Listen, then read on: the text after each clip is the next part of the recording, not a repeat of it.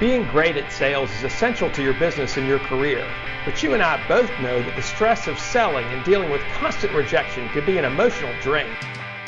My entire brand, No BS Selling, is based on the belief that professional sales is a skill and not a personality, and that to be better at sales takes constant refinement and a dedication to your craft. This show is for salespeople and entrepreneurs who are committed to improving their sales skills and getting better results, and are sick and tired of the BS game that often happens between buyers and sellers. Welcome to the No BS Sales Podcast, and I'm your host, Walker McKay.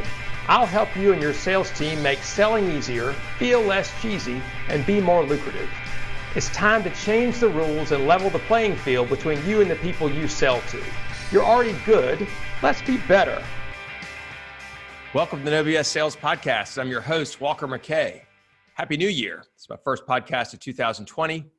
It's the 51st episode that I've recorded. I've finished my first year. I did miss 1 week, the week of July the 4th, but other than that, we've hit every single week. And I thank you, audience, so much for listening. No BS Sales Team, you guys are great. The reason I want you to listen to the podcast today is I'm going to talk to you about relationships, personal as well as business relationships, because a lot of those things cross over. There's a poem that I found a number of years ago that has been tremendously influential to me, and it's helped me make a bunch of decisions about my life. That's been super helpful, and I wanted to share it with you. It's written by one of my favorite authors, Anonymous. And the name of the poem is Life is a Theater. And I found about 100 different versions of this. And this is one I like, as I do many, but I'm just going to read it to you, which is probably against the rules in a podcast. I'm just going to read you the poem. It begins this, called Life is a Theater by Anonymous. Life is a theater. Invite your audience carefully. Not everyone is healthy enough to have a front row seat in our lives. There's some people in your life that need to be loved from a distance. It's amazing what you can accomplish when you let go of, or at least minimize, your time with draining, negative, incompatible, not going anywhere relationships and friendships. Observe the relationships around you. Pay attention. Which ones lift and which ones lean? Which ones encourage and which ones discourage? Which ones are on a path of growth uphill and which ones are going downhill? When you leave certain people, do you feel better or feel worse? Which ones always have drama or don't really understand, know, or appreciate you?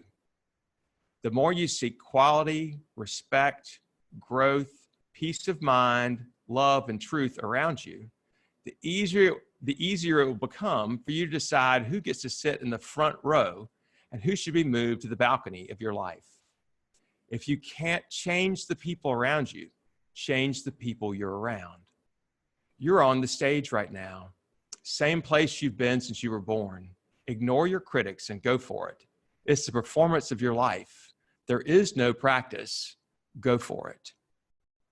If you want a copy of this, I'll be happy to send it to you. Just send me an email, walker@walkermckay.com, and I'll send you either a link to it or a copy of it yourself. When I read this several years ago, it blew my mind because immediately I thought of some old friendships that I'd been hanging on to because they were old friendships and they weren't helpful to me. And one of them was an old friend I'd known since I was very, very young. I guess that's the definition of an old friend. And I love him. He's a great guy, but his life was headed a different direction than mine. He's in a different place than me. He was divorced and not caring about a family and wasn't caring too much about growing a business or working hard. And I realized that a lot of the advice he was giving me was coming from somebody who was divorced and didn't care about a family and wasn't really cared about his career. And what I know is the people that we're around do influence us. It's how we consciously or unconsciously measure ourselves. How are we doing versus the people around? I heard a statistic one time, I don't know if it's true or not, but that if you look at your 5 closest friends and you average their income, yours is probably right in the middle of that. So I hope I don't have to get my kids in my top 5, but because that would severely impact. But if you think about that, who do you compare yourself to? Who are the people that are around you that you think this is normal? Because we all believe that what we do is normal, right? We believe those people are normal. And if you have people in your life, in work or in business, that are causing you drama, that are making you feel worse about yourself, that are telling you things that are holding you back, giving you bullshit head trash about what you're capable of and what you're not capable of. Move them, as the poem says, to the balcony of your life. Doesn't mean you have to tell them to go to hell. Doesn't mean you have to quit your job. Doesn't mean any of that stuff. But what it means is push those people back. So my friend that I discussed, he is somebody I still stay in touch with, but I don't seek company with him anymore. I'll talk to him once or twice a year, but I don't put him on my inner circle. He's not somebody I talk to with about business with. He's not somebody that I do that. And quite frankly, what I've noticed when I call him now, and I'm not talking about business, guess what he talks about all the time? Himself. He didn't give a shit about me. He's completely self-focused, and it's something that I guess I didn't really notice before. But my guess is you may have somebody in your life who is negative, draining, pulling you down, not helping you. And all you have to do is just stop reaching out. Or make it a little more difficult, right, to be in touch. And this can be anybody. It can be somebody like your family, right? It can be somebody in your family. It can be a close friend. It could be somebody you've known forever. Maybe it's a new person. But maybe you realize this is not helping me grow. You've heard a million times, and I believe this, that you're either growing or you're dying. And I've really focused this past 12 months on what are the things I need to do to challenge myself to grow. And I keep wondering, I used to have this thought, when am I going to be there? When will I have grown? When will I have reached the finish line? And the reality is, as I've learned, it's never there. Always have to reach farther. Or at least that's the way I'm wired. I have to reach farther and do more. I hired a coach last year in New York, our whole company in New York, to help me grow. We built a course. And they've trained me different ways to use social media and how to build a presence out there. And so now I'm still working with that group in New York. I'm also hired a guy who's helped me with marketing to help me understand, how do you do digital marketing? How does that make sense? And how can I create, part of my business so that I can have some inbound leads? That would be a nice thing. So what I'm trying to do, and what I would encourage you to do, is find those people in your life who are going forward, who are growing, who are not afraid to try things, who are not afraid to fail, who will actually encourage you, who will lift you up. Surround yourself with people that take responsibility for their own actions. Surround yourself with people that are willing to take risks. Surround yourself with people that you want to be like, right? That you want to grow into. People I'm always drawn to people that read a lot. They're the most interesting, smart people I know, people that read a ton. I encourage my children now, and I beg them, and just like me, they don't listen. The smartest people I know, the most successful people I know, consume tons of books about all kinds of things. Think about that. Who around you reads a ton? What do they suggest you read?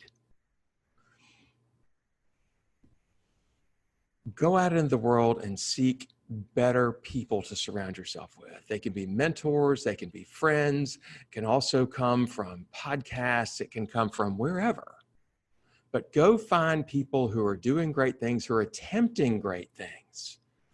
Right? Go find people who are attempting great things, who dare to think big, and surround yourself with those folks. And by doing that, it can change your life for the better. Relationships aren't static. They don't have to be static. Go find those people that you want to be like and spend time with them, whether they be, close friends of yours, which is super helpful, or people that you can find in the media that you can either watch their videos, or you can read their books, or you can listen to their talks, their podcasts. It's funny. At the same time, I've listened to a couple of podcasts. There's Tim Ferriss podcast that I used to love. and he's somebody who's been very, very successful. Obviously, he wrote a book called The 4-Hour Workweek, which has turned into some billionaire thing for him. But I had to stop listening to his podcast because he'd interview all these 22-year-olds and 26-year-olds who had had these great ideas, who had become super freaking wealthy at 26. And now they were sharing their life lessons. And I realized at 54 that a damn 26-year-old still doesn't know shit. And maybe they've been successful in their business, and maybe they gotten lucky, or maybe they were brilliant and all those kind of things. But what I want to hang around are people that are trying things and getting their ass kicked. And they can admit they're getting their ass kicked, and they can share lessons that they've learned, and they can look at you in the eyes and say, man, I see you're having a hard time. How can I help? And they understand. One of the things I tell my children, which is, again, valuable about having people around you, is that life is hard for everybody, and that we all go through shit, and we all go through crappy times, and everybody is just a matter of degrees, right? Last year, 2019, has been one of the greatest years I've ever had. It's also been one of the hardest. I mean, it's kicked my ass in 35,000 different ways. I've failed a ton. I've made some bad choices. I've been subjected to some bad shit. But I've also had some of those glorious experiences I've ever had. And I would say at age 54 in the year 2019 was probably one of the best years I've ever spent, even though it was also one of the most devastating and hard. And I think that's just life. And it matters a lot who you surround yourself with. And what I loved in reading this poem, and I loved from experiencing what I experienced last year, was, what do the people around me do when I'm going through tough times? And what do they do when I'm going through good times? Are they people that support me no matter what? Or are they people that say, you've gotten lucky, it's not going to be that way anymore, this probably ain't going to happen again? I don't want to be around those people. I want people who are in the ring, right? I want people that are in there getting their nose bloody and they're fighting to be better. And they're going to do whatever the hell it takes. I want to be around those people because I want that to be the normal for me. No BS sales team, I'm making this a short one. I appreciate you very, very much. I love you guys. I've got this newsletter that I send out every week that's got a copy of the podcast, got a link to the podcast. It's got a link to some videos that I've done. It's got some books I'm reading, articles I'm reading, things I think about it. May be valuable to you to find out more about that. If you want to get on the newsletter list, text the letters NOBS, no BS, to the number 66866. Text NOBS to the number 66866. That'll put you on the newsletter list. If you've learned something today on this podcast, email me, walker@walkermckay.com. Again, if you email me and you want a copy of this, of Life is a Theater, I'll be happy to send it to you or send you the link. Let me know what's going on in your life. Let me know how I can help you. Reach out. Happy New Year, guys. Hope 2020 is glorious for you, because it's going to be hard as hell. Find the victories. Do the good stuff. See you soon.